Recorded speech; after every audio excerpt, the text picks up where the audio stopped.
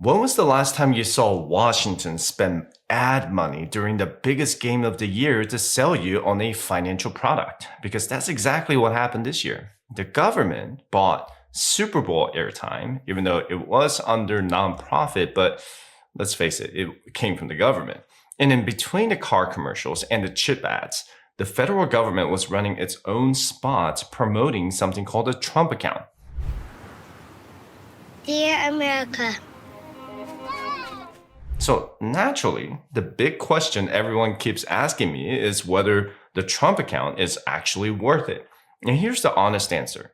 Starting July 4th, 2026, which lines up right with America's 250th birthday, the US government is officially launching a brand new investment account built specifically for children. And some newborn babies will automatically qualify for a $1,000 government deposit to kick things off. But before you get too excited or too skeptical, let's slow down and look at what this thing is. Because the real question is whether this could actually become one of the most effective wealth building tools your kid or grandchild will ever have. So let me walk you through exactly what the Trump account is, which banks and brokerages are expected to offer it, and how that $1,000 government contribution works, and how much money a child could realistically build over a lifetime. But anyway, what actually is a Trump account? In simple terms, it is a tax-advantaged investment account for children under the age of 18. And it was created under the 2025 tax law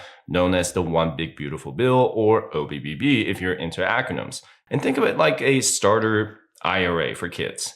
The account belongs to the child. The parents or guardians manage it until the child turns 18, and the money inside it grows without being taxed year after year. Now, the whole idea behind it is pretty straightforward. The earlier you start investing, the longer compound growth gets to do its job. The key features are a one-time $1,000 government seed contribution for eligible newborns, up to $5,000 per year in contributions from parents, relatives, or employers. Investments are limited to low-cost index funds or ETFs, and the account belongs to the child with parents acting as custodians until age of 18. That's the basic setup. Now, here's something important to know about the timeline. Trump accounts officially launch on July 4th, 2026. Before that date, nothing can go in. No contributions, no deposits, nothing. Once the program opens, families will be able to claim the account when they file their child's taxes. And when it first rolls out, the accounts will likely be administered through the US Treasury system. But once it fully takes off, major brokerages are expected to get on board. We're talking Fidelity Investments, Charles Schwab, Vanguard, JP Morgan Chase, Robinhood, BlackRock, SoFi, Coinbase, Bank of America, and Wells Fargo. And these are firms that already know how to run custodial accounts and retirement accounts. So integrating a Trump account into their platforms once regulations are finalized should not be a heavy lift for them.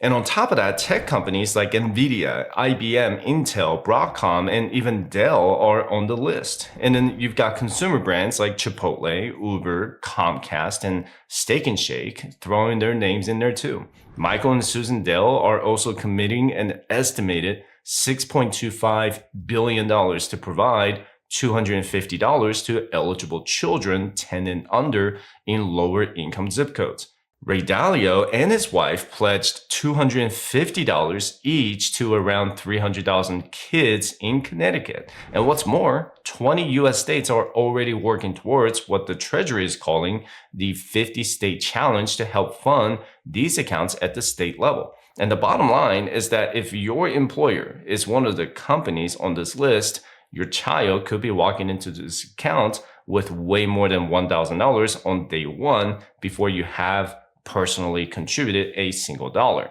Now, let's talk about the part that's getting the most attention, the $1,000 government deposit into the account of every eligible child. In order to qualify, the child has to be a US citizen, have a social security number, and be born between January 1st, 2025 and December 31st, 2028.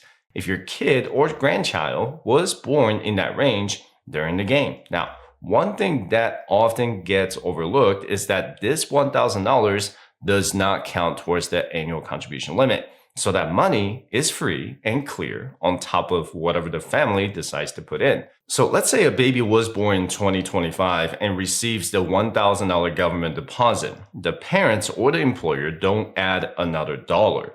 That $1,000 goes into a low-cost stock market index fund that earns roughly 8% annually, which is close to the long-term historical average for the US market.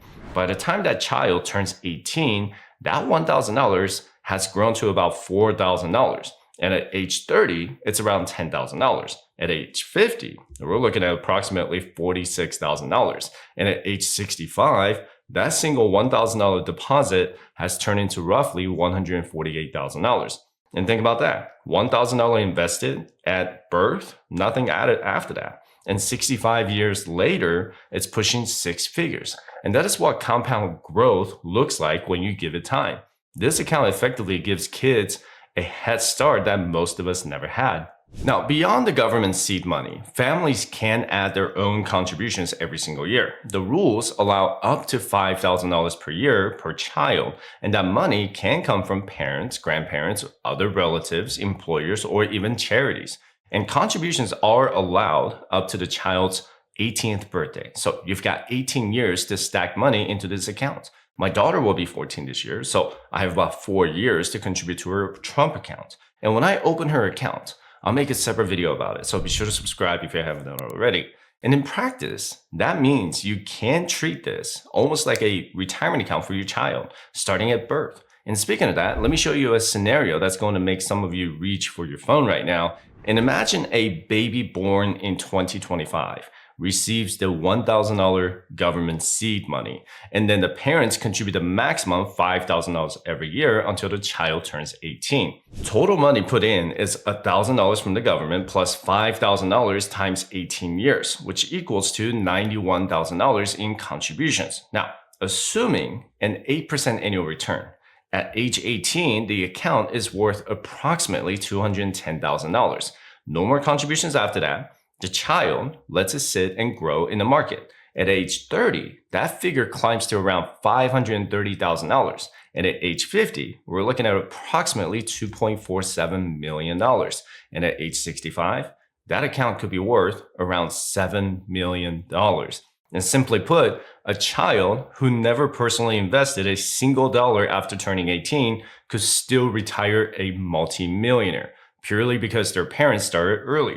And that's not a trick. That's compound interest doing exactly what it's supposed to do over a long enough runway. Now, before anyone gets creative with this, let's be clear about what you can and cannot do inside a Trump account. And this is not a trading account. There's no picking individual stocks, no buying crypto, no options, no leveraged ETFs, no hedge funds, and no real estate plays, no private equity, none of that.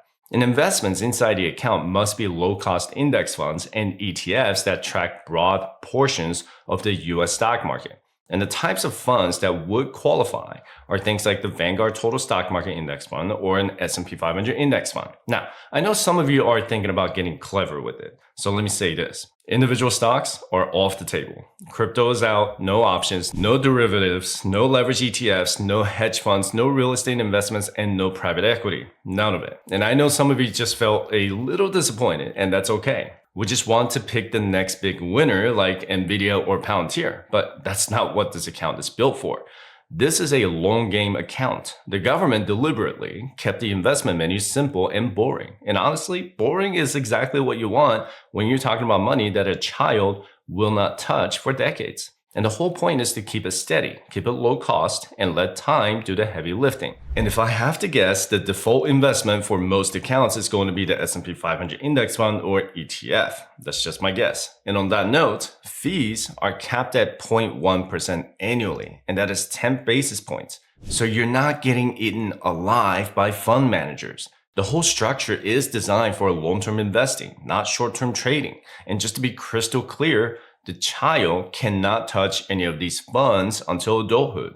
You do not have to worry about them blowing the whole nest egg on a fancy truck or a spring break trip the second they get a driver's license, and it stays put, which is honestly a relief for any parent who remembers being 16. I remember when I was 16. But once they hit that magic number and officially become an adult, the training wheels will come off and the real growth begins. Now, when the child turns 18, the account shifts into a structure that works much like a traditional IRA. At that point, control of the account transfers from the parent or guardian directly to the child.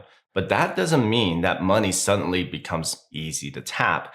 The law restricts early distributions to keep people from raiding the account right out of the gate. That said, certain life expenses do qualify for early withdrawals at this stage. We're talking about higher education expenses such as tuition, fees, books, and supplies. A first-time home purchase is on the list as well. Starting a small business is also an approved use, and the IRS has signed off on other major life expenses. Now, for qualified early withdrawals, you don't pay taxes on the contributions. You will owe ordinary income tax on the earnings. And if you take money out for something that does not qualify, you're looking at a 10% penalty on top of ordinary income tax on the earnings. The contributions themselves still will not be taxed. Now, at age 25, the rules loosen up a bit more. The account holder gets greater access to the funds. Qualified withdrawals at this stage can be used to buy a home, start or expand a business, and fund education and training. And at that point, there are no 10% penalty for qualifying withdrawals. You will still pay ordinary income tax on the earnings, but again, not on the contributions. And then once the account holder reaches age 30, those restrictions disappear. And at that point, the money can be used for any purpose. Contributions come out tax-free because taxes were already paid on the money when it went in. And the earnings, however, are taxed as ordinary income when withdrawn. And the difference is that by this stage, the 10% early withdrawal penalty is completely off the table. Now, while we're on this topic, there's one important point that's worth mentioning. Trump accounts were never designed to replace the savings tools families already use. They're meant to sit alongside them. And you still have things like 529 college savings plans, custodial brokerage accounts such as UPMA and UGMA accounts, and custodial Roth IRAs. And each one of those serves a slightly different role depending on what you're trying to accomplish financially. And basically, the Trump account is simply another tool in the toolbox and not the entire toolbox. And look, I've been in this space for a long time, and I'll tell you straight up, the real power of this account is not the $1,000. It is the time, it's the decades of compound growth that most people simply don't get to take advantage of because they started too late. And if you have a baby or a grandchild born between January 1st, 2025 and December 31st, 2028, you need to set up a Trump account for them. And that $1,000 alone, even if you never add another cent to it, could be worth around $10,000 by the time that child hits 30. And by age 65, you could be sitting at roughly $148,000 from a single government deposit. You don't say no to that. As for me, I am personally planning to open one up for my daughter in July and right when the accounts become available. And yes, I will do a full walkthrough tutorial so you can follow along step by step. So if you haven't subscribed yet, now is probably a good time to do so that you don't miss it. And this has been another piece of a video and I hope you got a lot out of it.